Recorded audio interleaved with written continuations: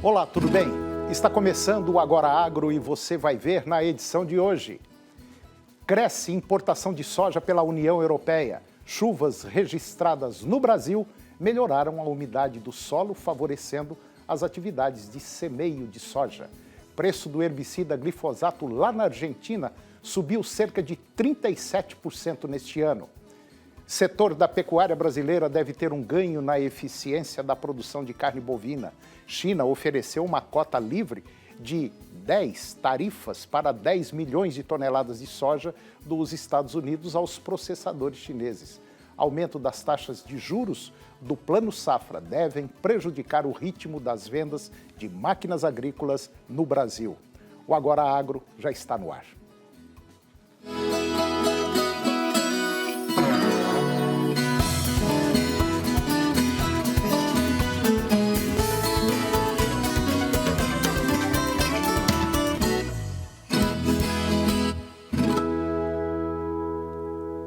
As importações de soja pela União Europeia na temporada 2019-2020, que foi iniciada em 1º de julho, atingiram 4.250.000 toneladas até agora, o último dia 27 de outubro, segundo dados oficiais.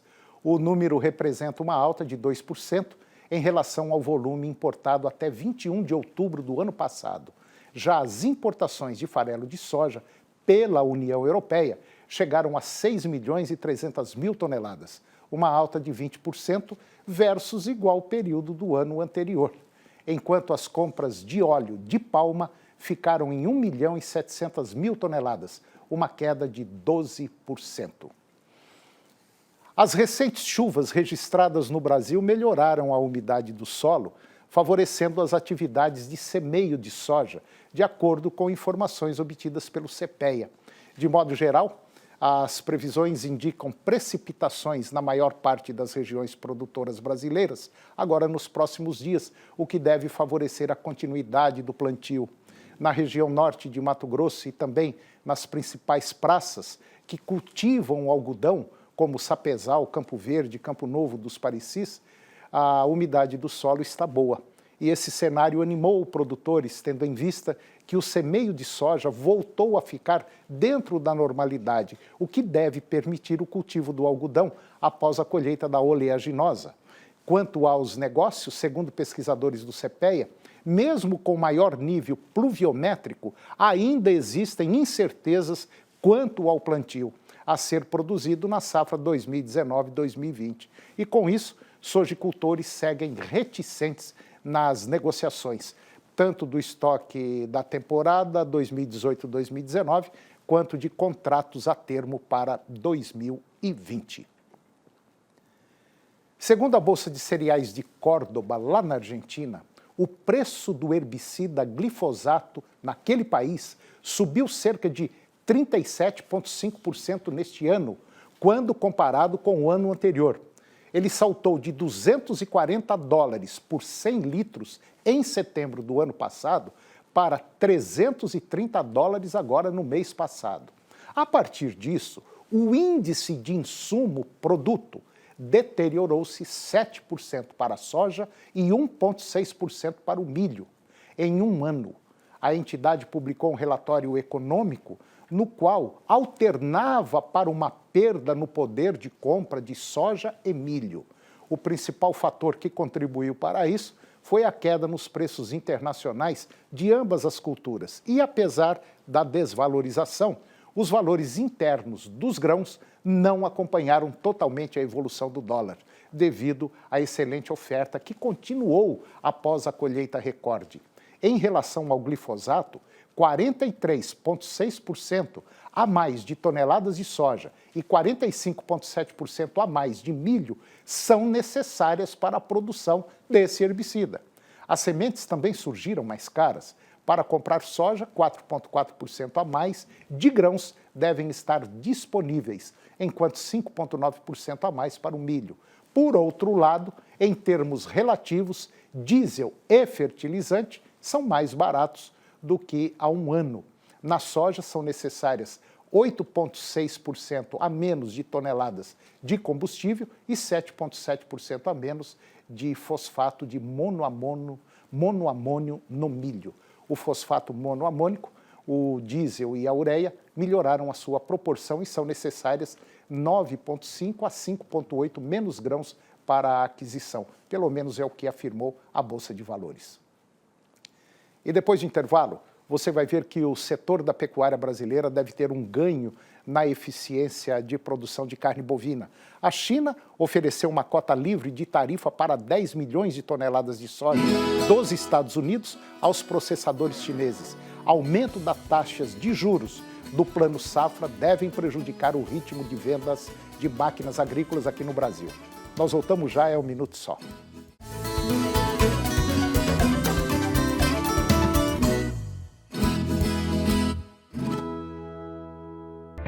No portal Pai Eterno, você tem acesso ao conteúdo oficial do Santuário Basílica de Trindade. Confira notícias sobre a devoção ao Divino Pai Eterno, acenda uma vela da fé e muito mais. Acesse paieterno.com e faça parte desta família de amor.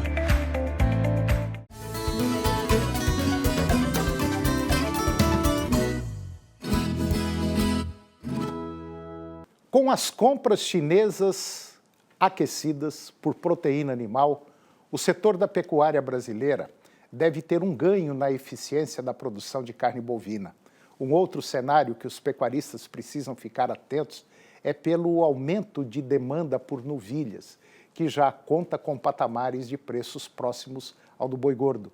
Para ter mais eficiência e aumento de produtividade, os produtores estão reduzindo a idade de abate ano a ano. A Acrimate, que é a Associação dos Criadores lá do Mato Grosso, destaca que o boi padrão China tem que ter até 30 meses com até 4 dentes. Esse animal está dando sustentabilidade financeira aos produtores com este ganho de eficiência. E a expectativa é de que os pecuaristas consigam investir no aumento de produção nos próximos anos. Os pecuaristas precisam buscar o ganho de produtividade e saber quantas arrobas alcançam por hectare. A média de produção em nível Brasil está na casa aí de 4, 5 arrobas por hectare. Muito pouco, muito baixo. A pecuária é bem complexa e tem muitas questões imobiliárias e a atividade tem uma altíssima liquidez. Para a Acrimate, os mercados de carnes gourmet estão ofertando preços elevados em novilha de qualidade. Isso tem incentivo ao pecuarista a investir nesse mercado. É uma carne de altíssima qualidade e muito saborosa, mas ainda é um nicho de mercado que está crescendo e que pode impactar no preço dos bezerros. A China ofereceu uma cota livre de tarifas para 10 milhões de toneladas de soja dos Estados Unidos aos processadores chineses e também internacionais de soja. Pelo menos é o que informou a agência Reuters, citando fontes diretamente envolvidas no setor. Com isso, é possível notar o interesse da China em manter boas relações com os Estados Unidos, principalmente na compra de produtos agrícolas, como a oleaginosa. Esperava-se que a renúncia criasse uma grande demanda por compras, mas os altos preços dos Estados Unidos diminuíram essas aquisições. E, nesse sentido, os especialistas afirmam que deve existir um consenso entre os dois países para que esse sentido de troca e também de trégua da disputa comercial funcione normalmente. Os Estados Unidos e a China estão em uma disputa comercial em andamento desde que a China elevou as tarifas de importação em 25% sobre a soja dos Estados Unidos em julho do ano passado, em uma retaliação aos direitos dos Estados Unidos sobre produtos chineses. Ambos os países continuaram trabalhando na resolução dos problemas comerciais em andamento. O aumento das taxas de juros do Plano Safra e a escassez de crédito rural no fim do primeiro semestre devem prejudicar o ritmo das vendas de máquinas agrícolas aqui no Brasil. Pelo menos é o que aponta o presidente da Câmara Setorial de Máquinas e Implementos Agrícolas da Associação Brasileira das Indústrias de Máquinas e Equipamentos, a ABMAQ. Ele estimou que a receita com as vendas de máquinas agrícolas aumentará entre 1% e 2% agora neste ano. Inicialmente, a ABIMAQ projetava um crescimento expressivo de 10%. Os produtores anteciparam as compras no primeiro semestre com medo de um plano safra com juros mais altos e de falta de recursos, cenário que se concretizou. E o segundo semestre não será tão bom. De acordo com representantes da ABIMAQ, as taxas de juros foram elevadas em média em 1 ponto percentual e oscilam entre 8,5% e 10,5% na safra 2019-2020. O juro alto não está agradando o produtor.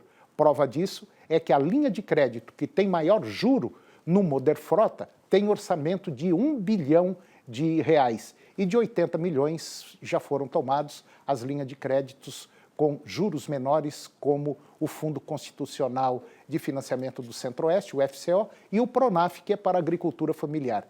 Eles estão vendendo bem. Para o próximo ano, a perspectiva é de um desempenho semelhante ao de 2019. A ABIMAQ disse que não tem muito motivo para esperar algo diferente depois de 2 anos de crescimento. Não vai ser um ano ruim, nem excepcional. E depois do intervalo, nós vamos falar sobre mercado futuro do milho, produção de carne na China. É um minutinho só, nós voltamos já.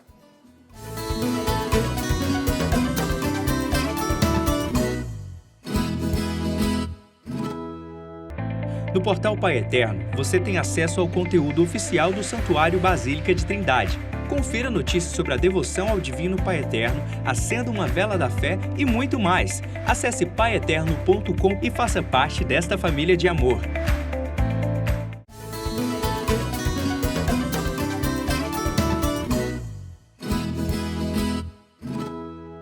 Eu vou conversar agora com Luiz Antônio de Brito. O Luiz ele é especialista em mercado de commodities da Cerrado Corretora.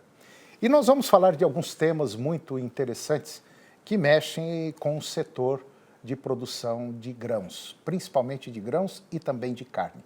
Luiz, muito obrigado pela sua participação mais uma vez no nosso programa. E eu tenho certeza que nós vamos levar até o nosso público aí em nível Brasil informações excelentes sobre milho e sobre carne. Eu que agradeço, hein? Estamos aí à disposição, Antônio. Luiz, vamos falar em primeiro lugar de um leilão que a Conab está realizando. Que leilão é esse? Antônio, você está acompanhando o mercado todo dia, vendo como é que estão os preços do milho, a demanda pelo milho. O produtor tem o milho, mas não está negociando numa escala de uma oferta muito grande. Isso fez com que os preços do milho se mantivessem num patamar alto nesse momento. Né? Então, as grandes estão com problema para comprar, aqueles que não formaram estoques, né? E a Conab, apesar dela vir já há um certo tempo se desfazendo dos seus estoques reguladores, ela ainda tem um pouco de milho ainda armazenado. Nós estamos trabalhando hoje com milho na região de Goiás, em torno de R$ 35, R$ 36 em Rio Verde. Isso faz com que o pessoal da avicultura e suinicultura busque localizar algumas ofertas mais atraentes. E o governo ainda tem um estoque pequeno, mas possivelmente umas 600 ou 700 mil toneladas de milho depositado basicamente no Mato Grosso, e o governo resolveu liberar esses leilões. Então, nós já fizemos 2 leilões de milho. Cada leilão ele foi colocado à venda 50 mil toneladas para os avicultores, confinadores e os segmentos que realmente demandam do milho e precisam do milho nesse momento. E colocou esse milho à venda com um preço inicial em torno de R$ 23 e R$ 24 para retirar no Mato Grosso. Em cima desse preço de abertura, houve um interesse relativamente grande, Antônio, que fez com que o mercado pagasse de 6% a 8% a mais do preço inicial. A demanda foi grande. E a surpresa nossa foi que até grandes empresas com grau de exigências de qualidade comprassem no leilão. Isso mostra o quê? Mostra que estão preocupados com a passagem de janeiro, fevereiro, com a oferta desse milho, porque algumas empresas se resguardaram e outras não. Outras aí acabaram ficando à mercê do mercado. Então, aconteceu que o governo está fazendo essa interferência, vai haver 6 leilões, né, eles vão negociar aproximadamente 300 mil toneladas. E todos os interessados têm que ficar atentos nos editais, porque os editais são abertos a quem queira participar. É fazer conta, realmente não vai ser barato, não vai ser aqueles leilões que o governo praticamente subsidiava, colocava os preços de uma estrutura bem baixa. Vai ser basicamente preço de mercado, né, Luiz? Preço de mercado, porque o mercado, apesar que você hoje tem um mercado interessante, consumidor no Mato Grosso, que deve consumir parte desse milho, mas outros estados estão indo buscar lá, né, como Goiás, Minas, o Sul está buscando, quer dizer, o que preocupa um pouco isso. Então, o governo está fazendo isso, é um paliativo para ver se o mercado dá uma acalmada, né, torcendo também com o recuo do dólar que aconteceu essa semana, para ver se os preços busquem um preço mais atrativo para os compradores. Né? E tem um detalhe muito interessante nisso, que esse atraso das chuvas, na maioria das regiões produtoras, pode acontecer de nós termos aí uma queda na produção da safrinha, né, Luiz? Pode. Já começa a preocupar e preocupar muito. E isso é um problema sério que vai refletir lá no mercado futuro. Pode acontecer e já está acontecendo. Já está acontecendo. E o momento agora, Antônio, mostra que o produtor de milho que produziu soja, ele está relativamente capitalizado com a soja e não está vendendo milho em avalanche, está vendendo milho gradativamente, a conta-gotas. Isso faz com que o mercado mantenha resistência de preço, né? Então, a gente vai acompanhar esse mercado aí para até janeiro, fevereiro, mas não deixa de ser uma situação preocupante entre oferta e demanda.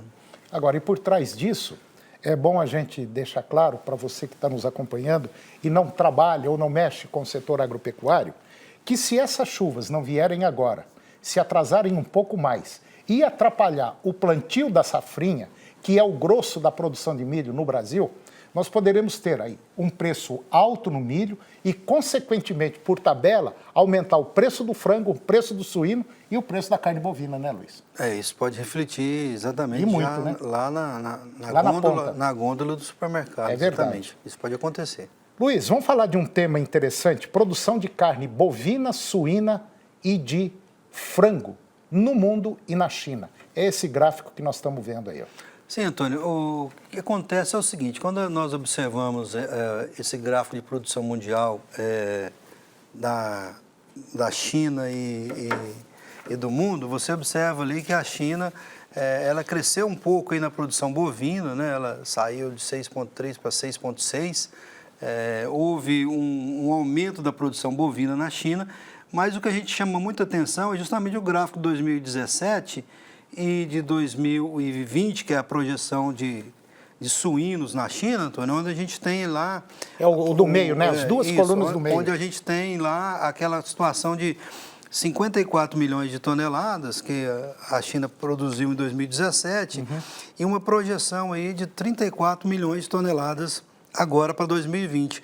Isso mostra aquele efeito que você está sempre falando na questão da questão sanitária na área suína, lá que é a peste suína na China, e mostra que um recuo aí mais, né, segundo dados do USDA, porque a gente não tem dados tão precisos chineses, mas a gente acredita aí que esses dados podem ser maiores, então acredito em uma redução de 20 milhões de toneladas ou mais de suínos, e vem também com a questão do frango. Você observa que com o problema do suíno, a China aumentou a sua produção de frango, que deve sair de 11,6 para 15,8, né? E houve essa demanda por carne bovina que você falou recentemente aqui em relação ao consumo chinês, em consequência justamente da redução, né, da carne suína ofertada no mercado interno chinês.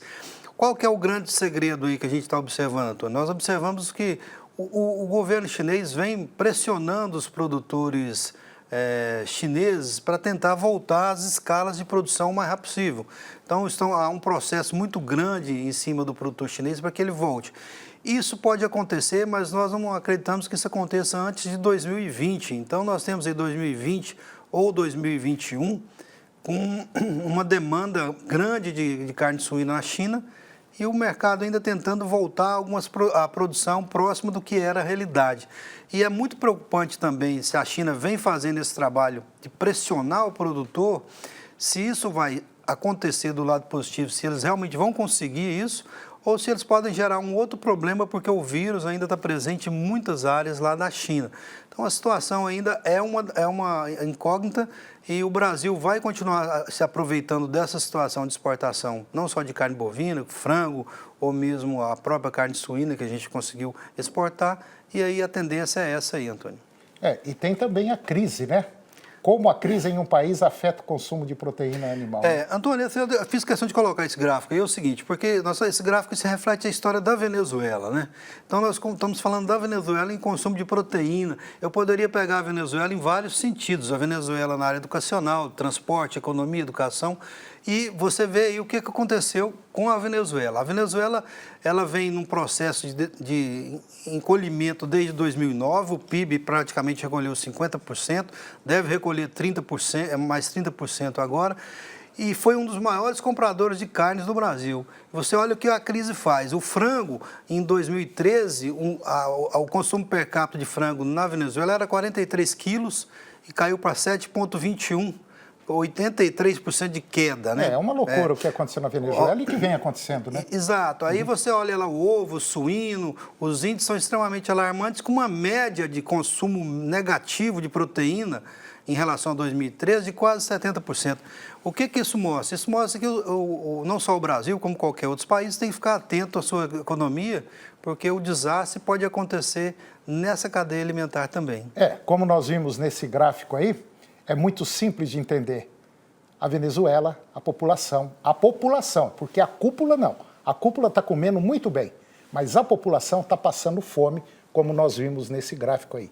Infelizmente, a crise de um governo, a soberba, como dizem os mais antigos. A má gestão, né, André? A má gestão leva o povo a passar fome e, como nós vimos nesse gráfico aí, a queda é superior a 70%, 80% quando se fala em consumo. Exatamente. Luiz, muito obrigado mais uma vez pela sua participação no nosso programa e até o próximo. Eu agradeço e desejo um grande dia a todos aí. Obrigado, Luiz. E o programa de hoje chegou ao fim e eu termino com a seguinte frase: um homem é apenas o produto dos seus pensamentos. O que ele pensa, ele se torna. Um grande abraço, muito obrigado, que Deus nos abençoe e até o próximo programa.